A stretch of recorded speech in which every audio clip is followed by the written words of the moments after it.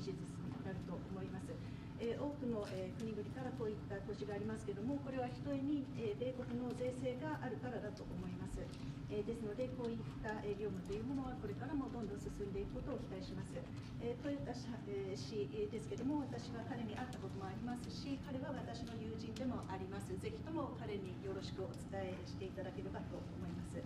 また、貿易赤字に関してなんですけれども、今、日米の間で100億ドルほどの貿易赤字があります。これは日本が素晴らしい交渉力を持っているからだと思うんですけれども、これを均衡に戻す必要があると思いまして、これは各国とも私は常に言っていることですけれども、貿易をその均衡に戻す、これが一つの私の策でもあります。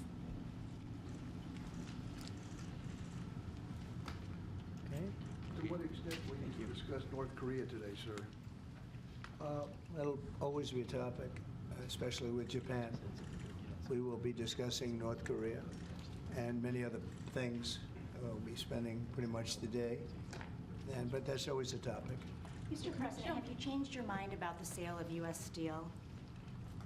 No, I think we're going to be discussing that today. No, I haven't, and I hear we'll have some pretty good information on that. You might want to go, please. Tariffs an option, Mr. President? Have you? Is it enough? Okay. Mr. President, are tariffs an option if the deficit doesn't get to equilibrium or to equality? Yes, they are. Mr. President, can you discuss what your plan is for reciprocal trade? Are you signing an EO on that today? I'll be announcing that next week, reciprocal trade, so that we're treated evenly with other countries. We don't want any more or any less. So I'll be announcing that next week. And many other things having to do not even with trade, but other things. But I'll be talking about reciprocal trade sometime next week. We'll have a news conference and we'll lay it out. Pretty simple. Every single country? It affects everybody, yeah. Reciprocal, yeah. We'll be talking about that next week. 出社にちょっと伺いたいんですけれども、今関税を課すっていう話になってるんですけど、関税が課されることについてはどのように考えていらっしゃいますか？お互いにそれが利益になるようにということが重要なことだと思っております。合衆国の発展、そして日本国の発展、そのために有益な制度となることを期待をしておりまして、具体的なことについてはまだこれからということになります。I understand that the key point in this regard is to make that for mutually beneficial. That means that would benefit the development of the United States as well as the development of Japan.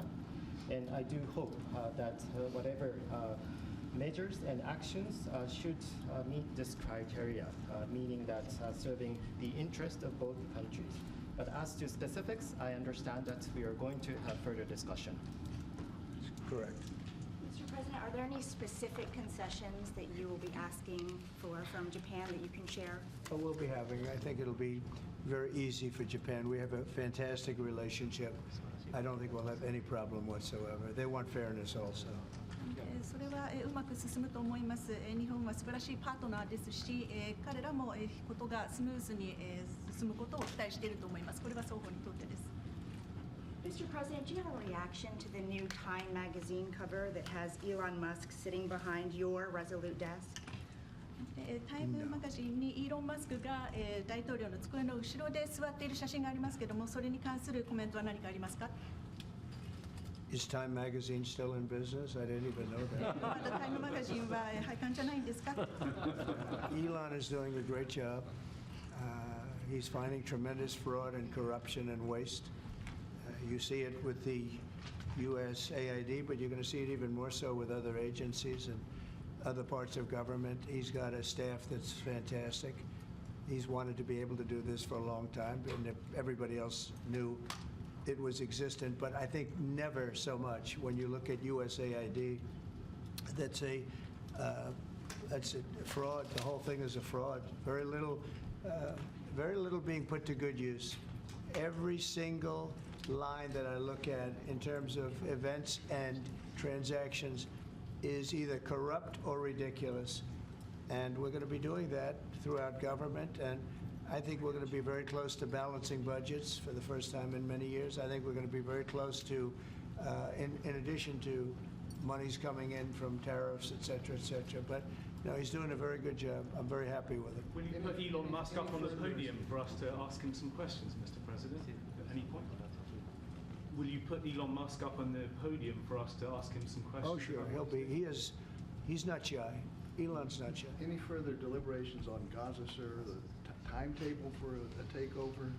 No deliberations. It's been very well received, where basically the United States would view it as a real estate transaction, where we'll be an investor in that part of the world, and no rush to do anything. We wouldn't need anybody there. It would be supplied and given to us by Israel. They'll watch it in terms of security. We're not talking about boots in the ground or anything, but I think the fact that we're there, that we have an investment there, I think would go a long way to creating peace. We don't want to see everybody move back and then move out in 10 years. This has been going on for 50 years, much more than that. We just want to see stability. That would be having us have that particular piece in that particular location, I think would show great stability and would lead to great stability in the area for very little money, very little price, and we wouldn't need soldiers at all. That will be taken care of by others. And the investments are taken care of by others also.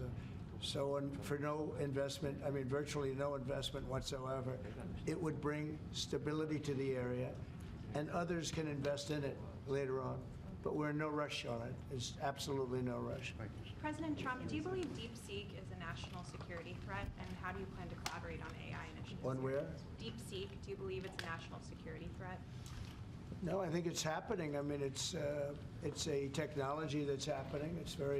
It's actually, I think we're going to benefit if it's correct what's going on now, that it'll be a lot less expensive. The AI we're talking about will be a lot less expensive than people originally thought. That's a good thing. I view that as a very good development, not a bad development. Mr. President, on autos specifically, in your first term, you tried to tariff autos. Is that on the table still? Are you trying to do that in your second administration? Auto tariff? Auto tariff? Oh, yeah, sure. That's on the table. That's always on the table. It's a very big deal.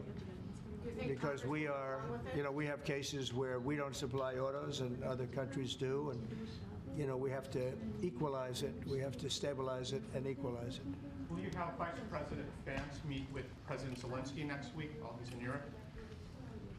I will probably be meeting with President Zelensky next week, and I will probably be talking to President Putin. I'd like to see that war end for one primary reason. They're killing so many people. You're losing millions of people on a battlefield.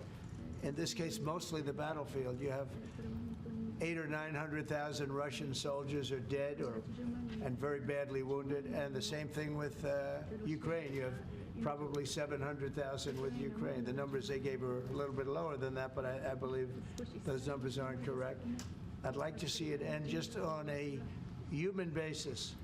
It's terrible what's going on. They have open fields with no protection. The only thing a bullet can hit is a human body, and the human body dies as soon as it gets hit. Now, I'd like to see that end. It's a ridiculous war. It would have never started if I were president. That war would have never started. Putin would not have started that war if I were president. And by the way, you wouldn't have had October 7th if I was president either. That mess would not have started. But no, I would very much like to help out. One of the things we're looking at with President Zelensky is having the security of their assets. They have assets underground, rare earth and other things, but primarily rare earth. And we want to have security. Really, we want security because, as you know, Europe is putting up much less money than us. NATO, Europe, call it whatever you want. And we're at probably 300 billion plus, and they're at probably, the real number is 100 billion. That's a lot of money, but it's 200 billion less than us, and there's an ocean in between. They need it more than us, so we're asking them to equalize and get even. But we're also asking President Zelensky for the security of You know, we're putting all this money up, and we're saying, where does it stop? And yet, we want to see it out to an end. We want to see it end.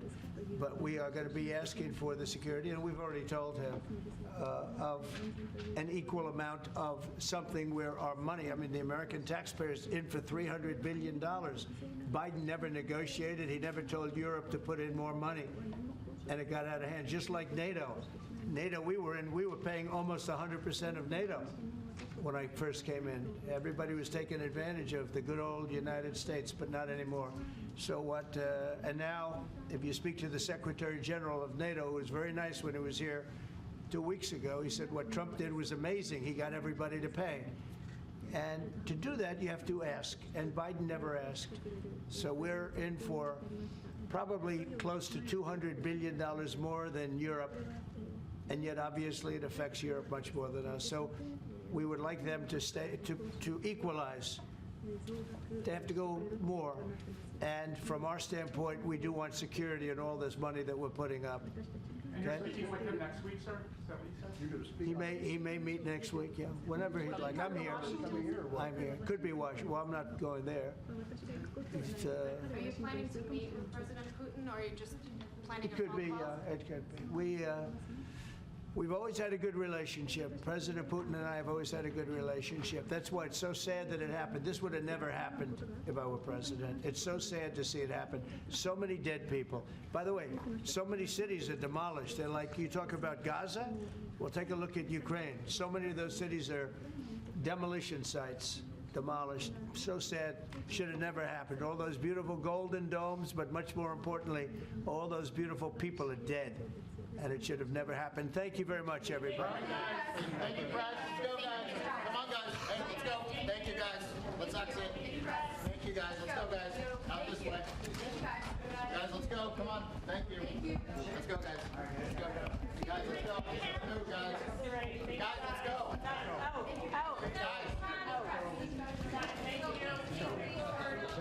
All right, guys, come on. All right, thank you, guys. Let's go. Come on, guys. Let's go. Let's go. Guys, let's go. Come on. Out.